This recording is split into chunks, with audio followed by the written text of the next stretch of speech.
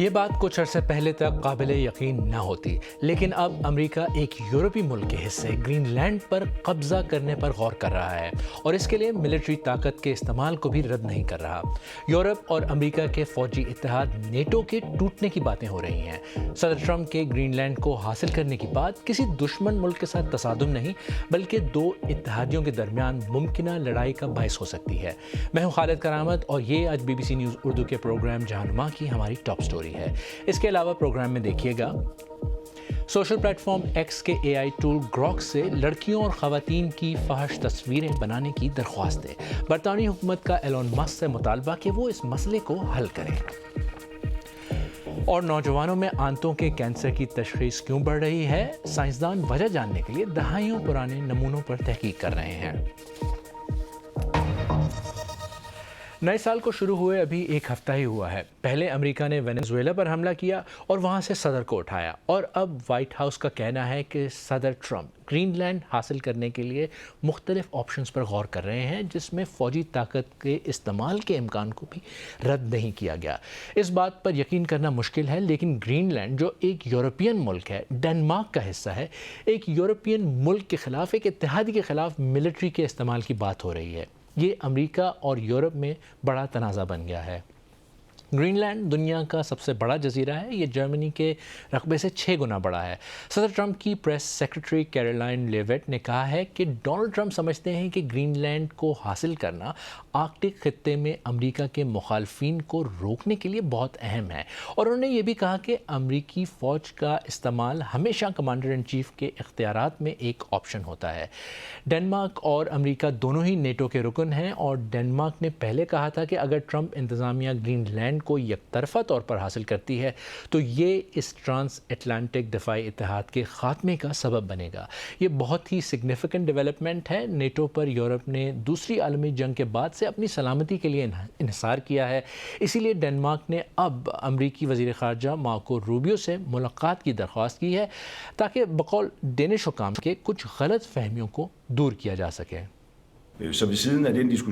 گزشتہ چند دنوں میں میری گرین لینڈک ساتھیوں کے ساتھ بات چیت ہوئی ہے، اور ہمارا اس پہ اتفاق ہوا ہے کہ اب وقت آ گیا ہے کہ ہم امریکی وزیر خارجہ سے ملاقات کے لیے رابطہ کریں۔ گرین لینڈ پر قبضہ کرنے کی جو ایک طرح سے دھمکی ہے، اس پر یورپی رہنماؤں نے ایک مشترکہ بیان میں کہا ہے کہ گرین لینڈ اس کے عوام کی ملکیت ہے اور اس کے مستقبل کا فیصلہ صرف ڈنمارک اور گرین لینڈ ہی کر سکتے ہیں۔ BBC نیوز کے شمالی امریکہ کے نامہ نگار ڈیوڈ ولس کے پاس کچھ اہم معلومات ہیں، یہ تفصیلات آپ سنیں گے فرحان رفیع کی آواز میں۔ We need Greenland for national security. We have to be there. If we're not there, we can't have national or international security. Right now, Greenland is covered with Russian and Chinese ships all over the place. We need Greenland. Donald Trump نے دنیا کے سب سے بڑے جزیرے میں اپنی دلچسپی کبھی چھپائی نہیں، لیکن گزشتہ رات اس بات کے شواہد سامنے آئے کہ اسے حاصل کرنے کے لیے وہ کس حد تک جانے کو تیار ہیں۔ وائٹ ہاؤس نے ایک بیان میں کہا کہ صدر ٹرمپ گرین لینڈ کے حوالے سے مشیروں کے ساتھ آپشنز پر بات کر رہے ہیں، جن میں فوجی طاقت کے استعمال کا آپشن بھی شامل ہے۔ ٹرمپ انتظامیہ ڈنمارک کے نیم خود مختار علاقے کو ایک اہم اسٹریٹجک مرکز سمجھتی ہے، جہاں سے روس جیسے ممالک کی جانب سے لاحق سیکیورٹی کے خطرات کا مقابلہ کیا جا سکتا ہے۔ اس کے ساتھ ساتھ اس کی نظر گرین لینڈ کی برفانی تہوں کے نیچے چھپے قدرتی وسائل پر بھی ہے، جن میں ریئر ارتھ منرلز، لوہا اور یورینیم شامل ہیں۔ وال اسٹریٹ جرنل کے ایک رپورٹر کے مطابق صدر ٹرمپ کے وزیر خارجہ مارکو روبیو نے امریکی قانون سازوں کو بتایا تھا کہ صدر ٹرمپ کی دھمکیاں کسی فوجی حملے کا اشارہ نہیں دیتی، اور ان کا مقصد ڈنمارک سے گرین لینڈ خریدنا ہے، نہ کہ اس پر حملہ کرنا۔ 2025 میں مسٹر ٹرمپ نے اپنے نائب صدر اور اپنے بیٹے کو مقامی لوگوں کی حمایت حاصل کرنے کی کوشش میں وہاں بھیجا تھا۔ ہم بہت سی جگہیں دیکھنے جا رہے ہیں، اچھا وقت گزاریں گے۔ لیکن گزشتہ ہفتے کے آخر میں وینزویلا پر ہونے والے امریکی حملے اور اس کے رہنما کی گرفتاری کے بعد فوجی طاقت کا محض ذکر ہی خطرے کی گھنٹی بجانے کے لیے کافی ہے۔ ڈنمارک اور امریکہ دونوں نیٹو کے اتحاد کا حصہ ہیں۔ اس سے قبل برطانیہ، فرانس، اٹلی اور جرمنی سمیت دیگر رکن ممالک نے ایک بیان میں کہا تھا کہ گرین لینڈ اور ڈنمارک کے عوام ہی اس علاقے کے مستقبل کا فیصلہ کرنے کے مجاز ہیں۔ اور اگرچہ ڈونلڈ ٹرمپ گرین لینڈ کے خواہاں ہوں، لیکن رائے عامہ کے جائزے ظاہر کرتے ہیں کہ وہاں کے زیادہ تر لوگ امریکہ کا حصہ بننے میں کوئی دلچسپی نہیں رکھتے۔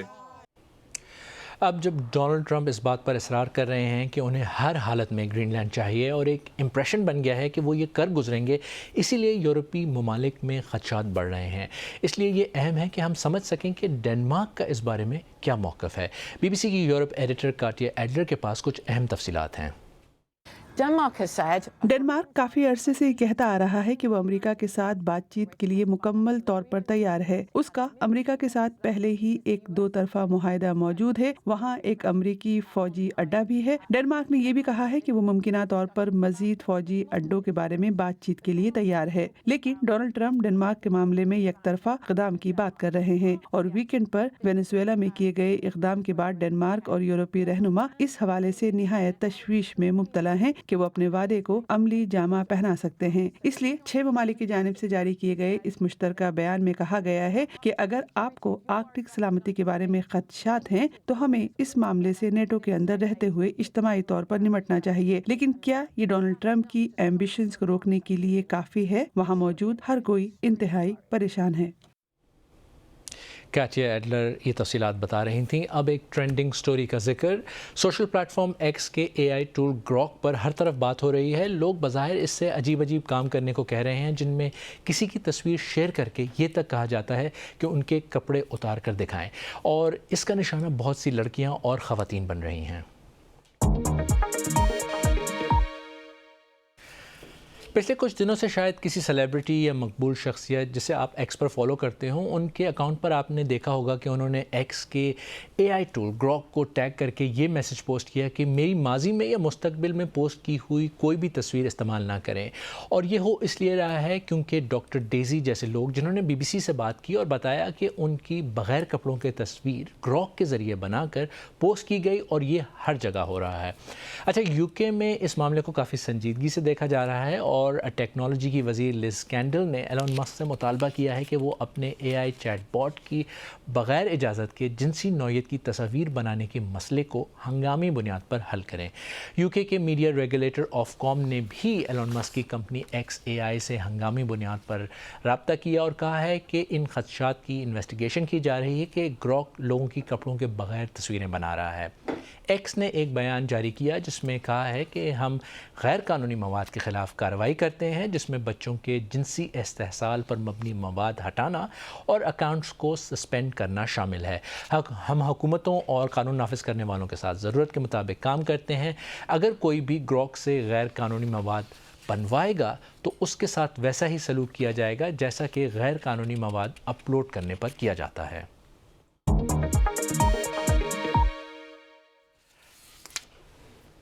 آج کل کم عمر افراد میں باؤل کینسر یا آنتوں کے کینسر کی تشخیص میں اضافہ ہو رہا ہے۔ سائنسدان اس کینسر کے ہزاروں نمونوں کا جائزہ لے رہے ہیں تاکہ یہ سمجھ سکیں کہ ایسا کیوں ہو رہا ہے۔ ان کینسر کے نمونوں میں سے کچھ 1960 کی دہائی کے ہیں اور ایک ہسپتال کے تہہ خانے میں 60 سال سے زیادہ عرصے سے محفوظ ہیں۔ بی بی سی نیوز کے سائنس کے نامہ نگار جیمز گیلگر نے یہ سٹوری کور کی ہے۔ ہولی باؤل کینسر یعنی آنتوں کے کینسر کی مریضہ نظر نہیں آتی، لیکن وہ ان جوانوں کی بڑھتی ہوئی تعداد میں سے ایک ہیں جنہیں یہ بیماری ہو رہی ہے۔ ان کے پیٹ پھولنے اور وزن کم ہونے کو شروع میں اریٹیبل باؤل سنڈروم سمجھا گیا تھا۔ یہ سٹیج 3 کینسر تھا اور اس کے لیے سخت علاج کی ضرورت تھی۔ وہ 23 سال کی تھیں۔ ٹریٹمنٹ کا سب سے مشکل مرحلہ کیموتھراپی تھا۔ اس نے مجھے ایسے متاثر کیا جس کا میں نے کبھی سوچا بھی نہیں تھا، اور میری مشکلات بڑھ گئی۔ سب سے مشکل کام بس یہ تسلیم کرنا تھا کہ آپ اب یہاں سے پیچھے نہیں جا سکتے، اور آپ کو بس آگے بڑھتے رہنا ہے، اور یہ کہ زندگی پہلے جیسی نہیں رہے گی۔ یہ ناانصافی ہے۔ جی، یہ واقعی ناانصافی ہے۔ کچھ دن ایسے ہوتے ہیں جہاں میں چیختی ہوں اور روتی ہوں کیونکہ یہ سب بہت غیر منصفانہ لگتا ہے، اور میں سوچتی ہوں میں ہی کیوں، اور پھر باقی دنوں میں آپ بس اس کے ساتھ جینا سیکھ لیتے ہیں۔ یہ سینٹ مارکس ہسپتال کے آرکائیوز ہیں جہاں ریسرچرز یہ جاننے کی کوشش کر رہے ہیں کہ ہولی جیسے لوگوں کے ساتھ کیا ہو رہا ہے۔ باؤل کینسر 50 سال سے کم عمر والے لوگوں میں دنیا بھر میں بڑھ رہا ہے، اور یہ ایک ایسا مسئلہ بنتا جا رہا ہے جسے ملک بھر کے ڈاکٹر تسلیم کر رہے ہیں۔ ہمیں ایسے طریقے تیار کرنے کی ضرورت ہے جس سے ہم ان کینسروں کو مؤثر طریقے سے روک سکیں۔ हम नहीं जानते कि इतने ज्यादा जवानों को बाउल कैंसर क्यों हो रहा है, लेकिन इसका जवाब इन सबों में से एक में हो सकता है। बहुत से मुख्तलिफ आइडियाज हैं। क्या ये हमारे खाने की वजह से हो सकता है, जैसे अल्ट्रा प्रोसेस्ड फूड्स? क्या हमारे आंतों के बैक्टीरिया में तब्दीलियां आ रही हैं? क्या ये माहौली आलूदगी, माइक्रोप्लास्टिक्स या एयर पोल्यूशन जैसी चीजों से हो सकती हैं? यहाँ तक कि बचपन में ली गई एंटीबायोटिक्स के बारे में भी आइडियाज मौजूद हैं। अब इस डब्बे में बाउल कैंसर के सैंपल्स हैं और यहाँ एक सदी पुराने हजारों सैंपल्स मौजूद हैं। आइडिया ये है कि आज के कैंसर से इनका मुवाजना करके हमें जवाब मिल जाएगा। इन सैंपल्स को तफसीली तज्जिए के लिए इंस्टीट्यूट ऑफ कैंसर रिसर्च भेजा जाएगा।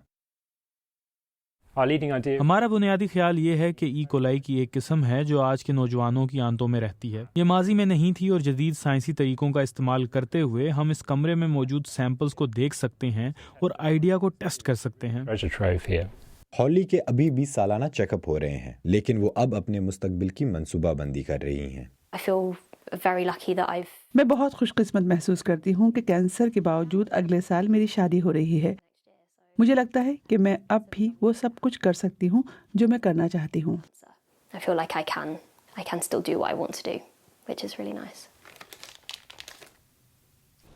अब एक नज़र डालते हैं दुनिया भर की बाकी खबरों पर।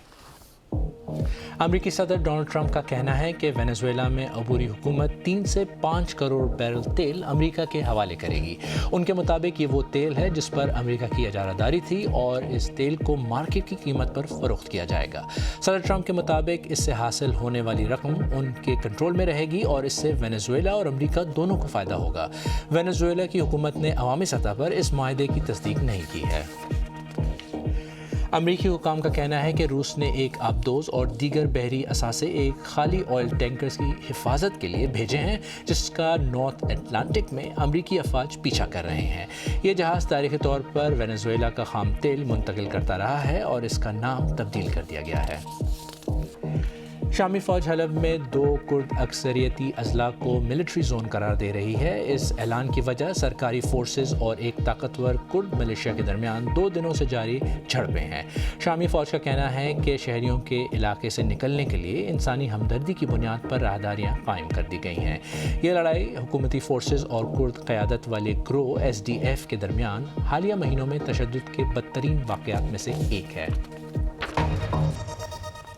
आजकल यहाँ बहुत सर्दी हो रही है और सबकी तरह आप भी शायद यही सोचें कि ये ऐसा मौसम नहीं जिसमें ज़्यादा वक्त बाहर गुजारा जाए, लेकिन लंदन का एक स्कूल बिल्कुल ऐसा ही कर रहा है। इस स्कूल में बच्चों की क्लासें क्लासरूम के बजाय खुली फ़ज़ा में हो रही हैं। ये एक यूनिवर्सिटी रिसर्च का हिस्सा है जिसका मकसद ये पता चलाना है कि बच्चों को क्लास में शोर की सतह किस तरह मुतासर करती है और बाहर खुले में पढ़ने से क्या फ़ायदा हो सकता है। आम क्लासरूम रोशन, मसरूफ और शोर से भरपूर। मशरक़ी लंदन के इस प्राइमरी स्कूल में 4 बरस के बच्चे उन 4 स्कूलों में से हैं जो इस तहकीक का हिस्सा हैं।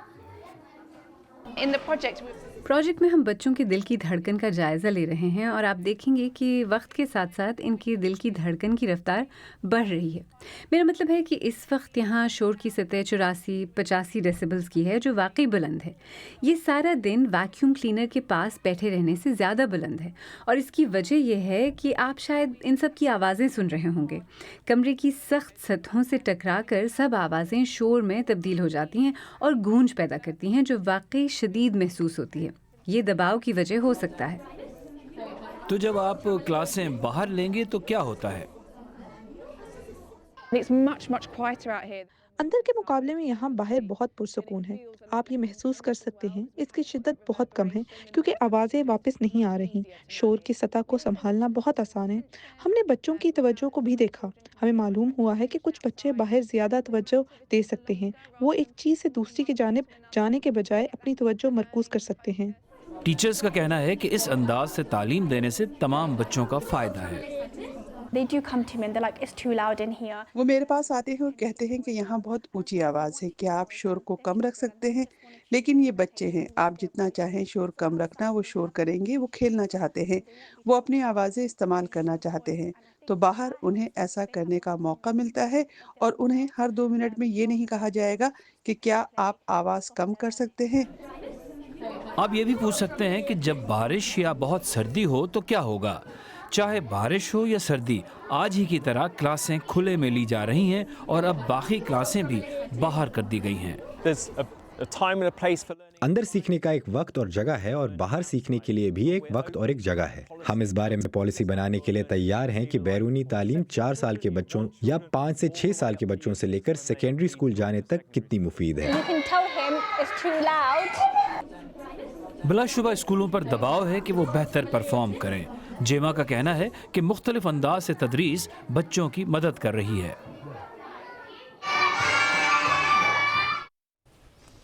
اور پروگرام کے آخر میں کچھ موسم کا حال۔ ایک طرف یورپ شدید سرد موسم کی لپیٹ میں ہے تو دوسری جانب آسٹریلیا شدید گرمی اور جنگل کی آگ کے خطروں کا سامنا کر رہا ہے۔